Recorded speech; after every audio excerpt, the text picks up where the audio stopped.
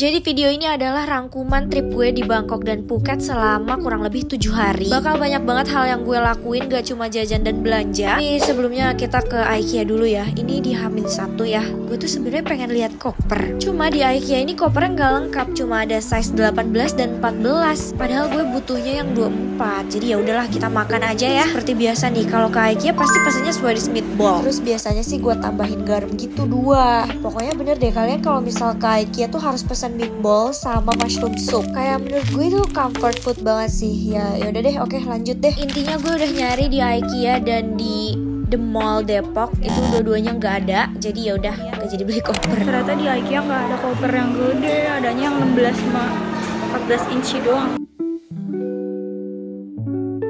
Sebelum lo bingung, di sini gue pergi sama teman-teman gue. Cuma ya kita tetap fokus sama vlog masing-masing. Jadi akan lumayan terlihat individualis gitu ya. Dari Jakarta gue berangkat jam 4 dan sampai itu sekitar jam 7-an. Tapi sorry banget ya, gue tuh fokus sama video TikTok dan YouTube. Jadi gue tuh kebanyakan footage yang formatnya potret, yang landscape tuh sedikit banget. Jadi sorry banget ya. Ini tuh tadi gue dari bandara naik bis itu sekitar 50 baht. Habis taruh-taruh barang, gue makan di Pratunam Night Market. Gue nggak tahu sih di sini kayak sepi gitu. Apa karena gue datang hari Senin, tapi kayak nggak ngerti deh. Akhirnya gue pesan. Habis makan kita sempat ngeliat-liat baju gitu. 70. Guys, belum apa-apa udah ada yang beli nih satu.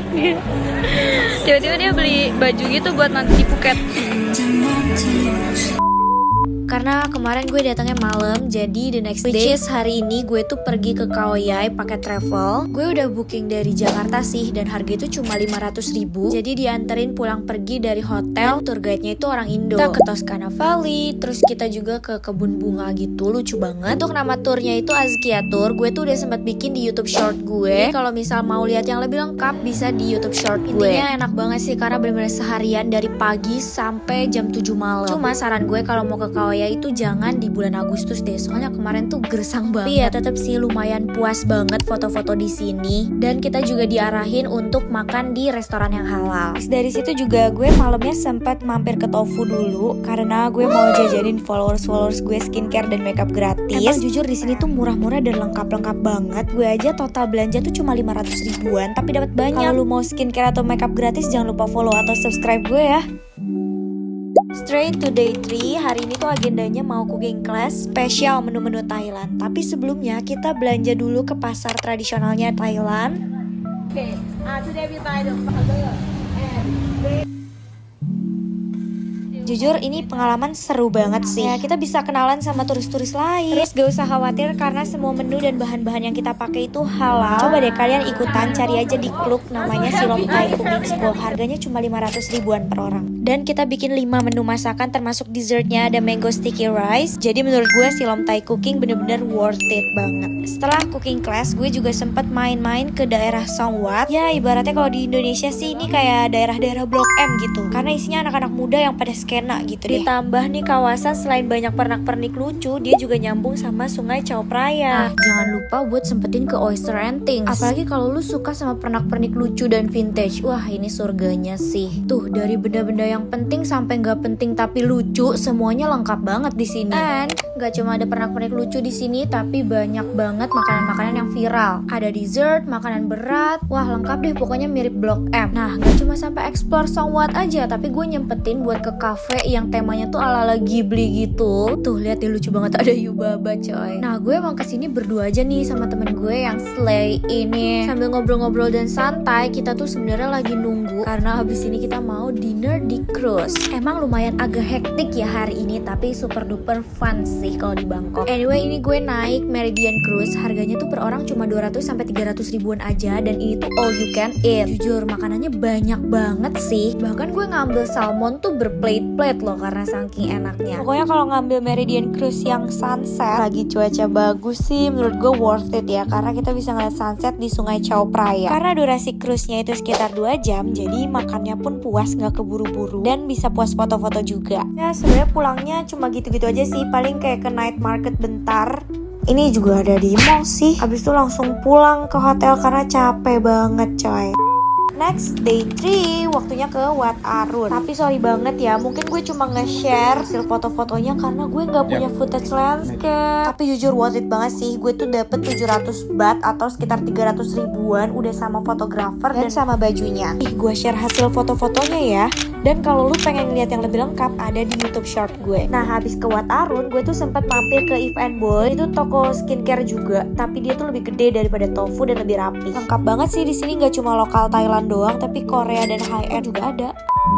Hai, sorry banget tiba-tiba gue ada di bandara mau meninggalkan Bangkok. Tapi gue bukan mau pulang, melainkan gue mau melanjutkan perjalanan ke Phuket. Gue stay di daerah Old Town, lihat deh, bener-bener bagus banget coy malam-malam. Karena gue nggak banyak footage landscape, jadi lanjut aja ke besok. Itu tuh gue sama teman-teman gue ikut open trip yang gue booking dari Klook. Harganya itu per orang 500 ribuan. Namanya trip ke Phi Island. Super worth it sih dibanding harga-harga lain yang ada di Klook. Ini kita juga udah sekalian dianterin pulang pergi ke hotel, terus dapat makan siang juga. Pokoknya kalau mau lihat lengkapnya ada di YouTube Short gue ya. Nah, setelah dianterin balik ke hotel, gue tuh rencananya malam ini mau ke night market. Tapi karena badan encok banget ya say, jadi kita massage dulu. Total kayaknya gue 2-3 kali deh massage di Thailand karena murah banget coy. Full body dan enak banget, bener-bener bikin plong. Itu tuh harganya cuma 200 ribuan. Ini di daerah Old Town ya. Pokoknya kalau misal ke Phuket, gue saranin lo nginep di daerah Old Town aja deh karena bagus banget.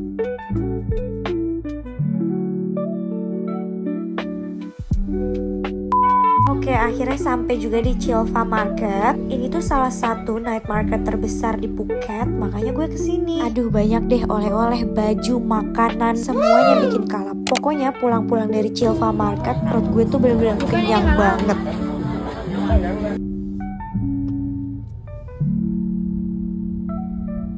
Besokan harinya alias last day in Phuket, gue milih untuk jalan-jalan ke daerah Old Town. Sebenarnya tuh hotel gue sama lokasi ini bener-bener deket banget. Kalau naik motor tuh paling cuma 10 menit maksudnya. Terus masuk ke toko oleh-oleh gitu, belanja-belanja sedikit dan nyobain Thai tea-nya. Itu enak banget, langsung gue bungkus. I want to taste the original one.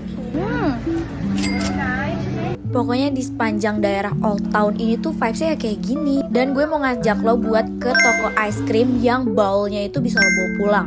Menu-menunya, nama tempatnya adalah Tourist Ice Cream. Dari ambience sih emang bener-bener Old Town banget ya, vintage dan warm gitu. Nah, kalau lo mau menu yang bowl-nya bisa dibawa pulang, lo pesen yang namanya Bikomoy. Harganya cuma 150 baht atau sekitar 70 ribuan. Jadi dia tuh ada ketan hitam, santan, tapi ice creamnya itu tuh rasa sea salt gitu. Pokoknya perpaduan manis asin sama gurihnya tuh bener-bener dapet banget. Sebenarnya rasanya familiar sih sama makanan tradisional Indonesia, tapi karena bowlnya bisa dibawa pulang, jadi menurut gue 70 ribu worth it sih. Kalau misalnya santannya udah kecampur, Balance.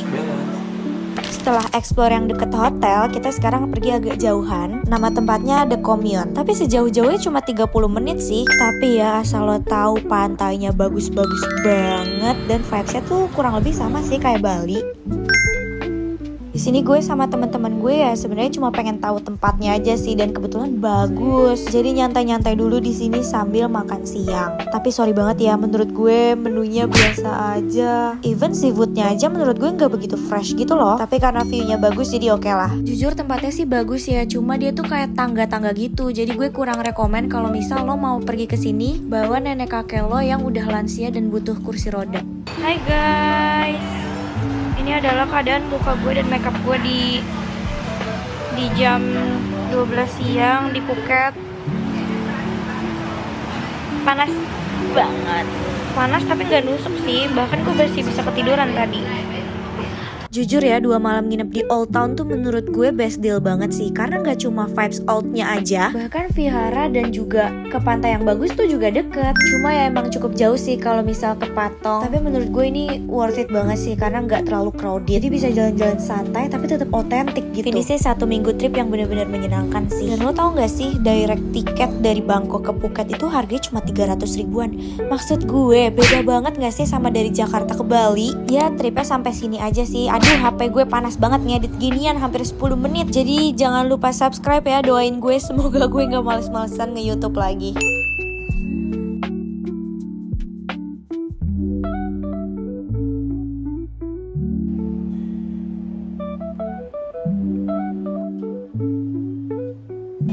Macet. banget.